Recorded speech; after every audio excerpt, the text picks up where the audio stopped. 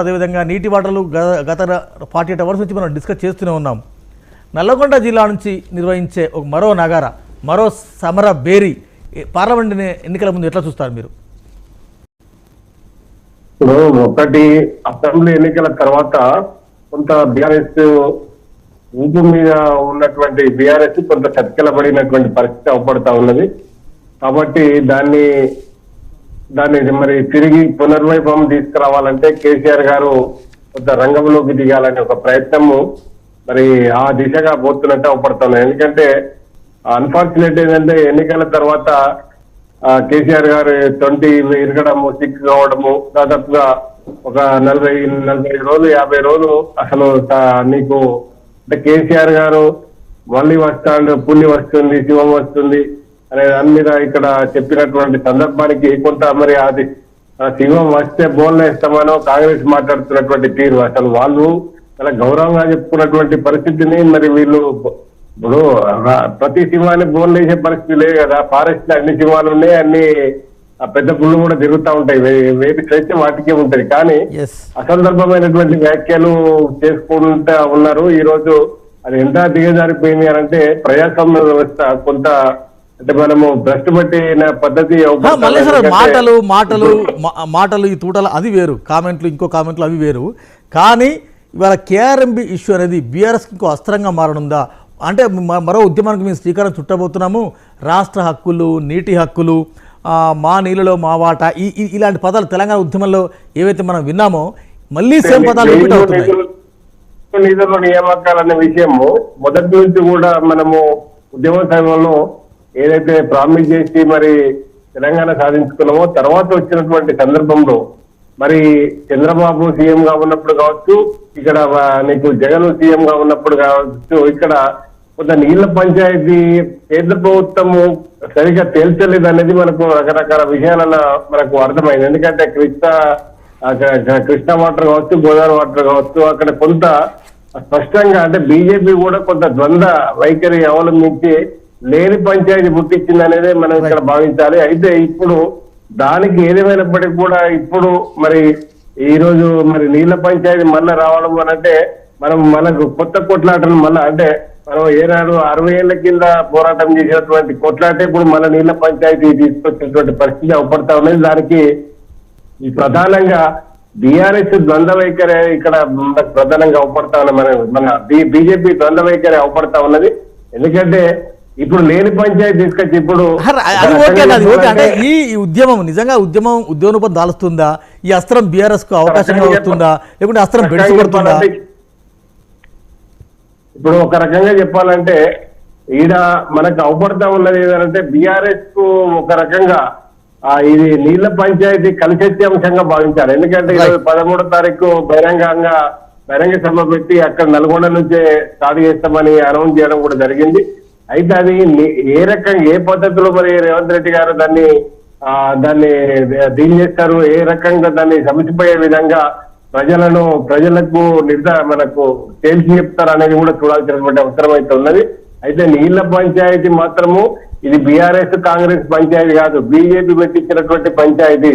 BJP గోడ మీద పిల్లిలాగా అటు ఆంధ్రప్రదేశ్ ను ఇటు తెలంగాణను ఇద్దరిని కూడా ఏదో చేయాలి, వారి దగ్గర ఏదో సాధించాలనే దాని మీద అంటే ఇద్దరిని గ్రిప్ లో పెట్టుకోవడానికి చేస్తున్నటువంటి ప్రయత్నమే తప్ప ఇక్కడ అది కొత్తగా వచ్చినటువంటి పంచాయతీ కాదు. ఇది దాదాపుగా 10 ఏళ్ల నుంచి ప్రభుత్వము అంటే 2014 నుంచి నడుస్తూనే ఉన్నది. చాలా సార్లు సిట్టింగ్లు అయినాయి, చాలా సార్లు. కానీ దానికి నీకు కరెక్ట్ గా క్లారిటీ లేక కరెక్ట్ పంపకాలు జరగకనే ఈ పంచాయతీ పార్లమెంట్ ఎన్నికల ముందు బీఆర్ఎస్ ఒక అస్త్రంగా చెప్పొచ్చు.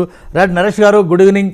ఏం చెప్తారు? చాలా రోజుల తర్వాత ఇవాళ కేసీఆర్ గారు తెలంగాణ భవన్కి వచ్చారు, చాలా ఇష్యూస్ క్యాడర్తో డిస్కస్ చేశారు.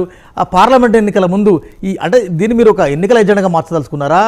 నీటి ఇష్యూ, ఆ తర్వాత ఈ మరో ఉద్యమం అంటున్నారు, ఎలా మీరు ముందుకెళ్తారు? What is the strategy? ఇప్పుడు ఏం ఒక్క నిమిషం ప్లీజ్. గుడ్ ఈవినింగ్ అండి పెద్దలందరికీ కూడా, ప్రేక్షకులందరికీ నమస్తే. అయితే ఇక్కడ వెంకట గారు తెలంగాణ సమాజం కోసం, తెలంగాణ శ్రేయస్ కోసం పుట్టిన పార్టీ, తెలంగాణ రాష్ట్ర సాధారణ ఏకైక లక్ష్యంతో పుట్టిన పార్టీ టీఆర్ఎస్ పార్టీ. అది సాధించుకున్నాం, దాన్ని ఒక నెంబర్ 1 పొజిషన్ లో దేశంలో ఎక్కలేని విధంగా ఉన్నటువంటి సంక్షేమ పథకాలని దేశానికి ఒక నమూనాగా తీసుకొచ్చే తెలంగాణ మాదిరిగా మనం చేసుకోవడం జరిగింది. అది దేశ ప్రజలందరికీ విదితమే, అది కొత్తగా చెప్పాల్సిన అవసరం లేదు. ఈ రోజు మేము ఏం చెప్తా ఉన్నామంటే అది బీజేపీ పార్టీ కానివ్వండి, కాంగ్రెస్ పార్టీ కానివ్వండి, ఈ రోజు తెలంగాణ రావాల్సిన వాటా మీద ఎందుకు తెరచలేకపోతా ఉన్నాయి. ఈ రోజు రాష్ట్రంలో అధికారంలో ఉన్నటువంటి పార్టీ మీ మీద గొప్ప చేస్తాము, మీకంటే గొప్పగా చేస్తామని చెప్పి ప్రజలకు నమ్మించి చెప్పి మోసం చేసి ఈ రోజు అధికారంలోకి వచ్చినటువంటి పార్టీగా ఈ రోజు అమలు చేయకపోగా, సరే మీ సమయం అడిగితే 100 రోజులు దాని కోసం వెయిట్ చేద్దాం, దాని గురించి మేము పోట్లే ఇప్పుడు. కానీ కేఆర్ఎంబిని పరిధిలోకి ఈ అయితే రావాల్సినటువంటి 15 వాటిని ఈరోజు మీరు చేసినప్పుడు ఎందుకు వ్యతిరేకించలేకపోయారు, ఎందుకు మాట్లాడలేకపోయారు? పైగా దాన్ని మళ్ళీ గత ప్రభుత్వం తప్పుగా చూపించి నోటికొచ్చిన మాట్లాడడం రేవంత్ రెడ్డి గారు ఏ రకంగా మాట్లాడుతున్న అందరికి పిల్లలకు తెలిసిన విషయమే. కాబట్టి ఈరోజు ఒకటి అర్థం చేసుకోవాల్సిన అవసరం ఏంటంటే తెలంగాణ ప్రజలకు నిజంగా గోసం వచ్చిన ప్రతి సందర్భంలో కూడా ఎవరు నిలబడతారు, ఎవరు వెన్ను చూపిస్తారు, ఎవరు పార్టీ కోసం పనిచేసే సందర్భం మనకు కనబడతా ఉంది ఈరోజు. అందుకే కాంగ్రెస్ పార్టీ నాయకులు ఎవరు కూడా మా పార్టీని మేము దీక్ష చేస్తా అంటే ఎందుకు మనం చేయాల్సిన పరిస్థితి వచ్చింది, ఎందుకు కేంద్ర ప్రభుత్వం మీద మనం దాన్ని చేర్చుకోవాల్సిన అవసరం ఉంది అని చెప్పి కాంగ్రెస్ పార్టీ మాట్లాడట్లేదు.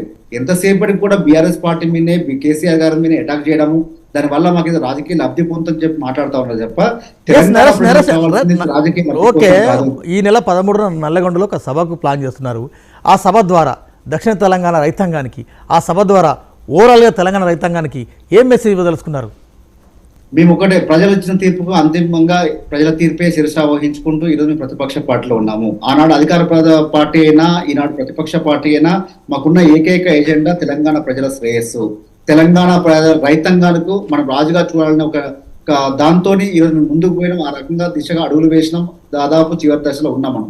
కానీ ఆ దశ నుంచి పురోగమనం నుంచి తిరోగమనం పోతాం, వెనక్కిసుకపోతాం. రైతాంగాన్ని నీళ్ళు లేకుండా చేస్తాం, కరెంట్ లేకుండా చేస్తాం, కరెంటు మీటర్లకు పెడతాం. ఈ రకంగా రైతు బంధు సహాయాన్ని సమయానికి ఇవ్వకుండా చేస్తా అంటే మేము ఎట్టి పరిస్థితి వదిలేదు. ఎందుకంటే మీరు ఇచ్చిన హామీలు ఏవైతే ఉన్నాయో, మీరు పెట్టిన మేనిఫెస్టోలో ఇచ్చిన హామీలు ఏవైతే ఉన్నాయో అవి ఖచ్చితంగా కూడా అవి ప్రజలకు అందే వరకు మేము పోరాటం చేస్తాం, ప్రజల తరపు నిలబడతాం. మాకున్న ఏకైక ఎజెండా మాకు ఆ పార్టీ ఈ పార్టీ మాకు రాష్ట్ర స్థాయి దేశ స్థాయిలో వచ్చేది ఏం లేదు. ఖచ్చితంగా మాకు కావాల్సిన తెలంగాణ ప్రజల శ్రేయస్ కోసం కొట్లాడే వ్యక్తులుగా ఇప్పుడే కాదు రాబోయే రోజుల్లో కూడా ఏ ఒక్కరికి అన్యాయం జరిగినా కూడా దాని మీద పోరాటాలు బలంగా చేస్తాం. ప్రధాన ప్రతిపక్ష పార్టీగా మా కర్తవ్యాన్ని మేము నెరవేరుస్తాం. రైట్. సంజయ్ రెడ్డి గారు, గుడ్ ఈవినింగ్. ఒక మంచి అస్త్రాన్ని మీరు బీఆర్ఎస్కి ఇచ్చిండు అని మెజార్టీగా నిన్న 3-4 రోజుల నుంచి ఒక ఇష్యూ అవుతుంది. అసలు అంటే ఎన్నికల ముందు ఒక అస్త్రాన్ని మీరు కేసీఆర్ చేతికి అప్పగించారు. అదే కాదు, ఇవాళ కేసీఆర్ కూడా ఒక బలమైన 2-3 కామెంట్ చేశారు. రేవంత్ పిల్ల చేస్తులు వేస్తున్నాడు, నన్ను నా పార్టీని టచ్ చేయలేరు, ఇలాంటి నేను చాలామంది చూసినాను, ఏం చెప్తాను? ఇప్పుడు బీఆర్ఎస్ చేతికి నుంచి మేము తీసుకొని లేదా కేంద్రానికి ఏదో అప్పచెప్పినామంటే నీలాగా గిచికయ్యాలు పెట్టుకోవడానికి కాంగ్రెస్ పార్టీ ఎప్పుడు సిద్ధంగా ఉండదు. ఎందుకంటే ప్రజలు ఓట్లు వేసి మనం గెలిపించుకున్నప్పుడు ఇది రేవంత్ రెడ్డి ఇంటి పంచాయతీ లేకపోతే కేసీఆర్ ఇంటి పంచాయతీ కాదు. ఇది తెలంగాణ ఆత్మగౌరవం, తెలంగాణ నీళ్ళ పంచాయతీ. ఇది ఏంటంటే ఇలా జాతీయ సంపద. ఇలా మనమేదో దాని గురించి వాళ్ళకేదో అస్త్రం ఇచ్చినాము, వాళ్ళకేం పని లేదు, అస్త్రాన్ని పట్టుకొని పాకలాడంటే అంత సీన్ లేదాడా.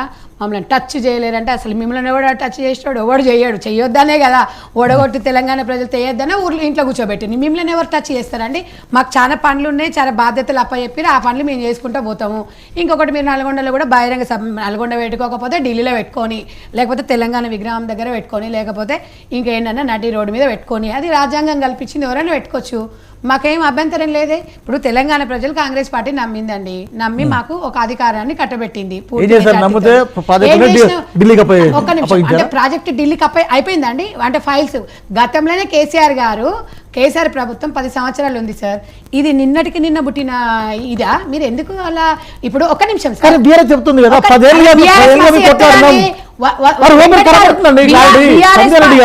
పార్టీ 100 చెప్తారు.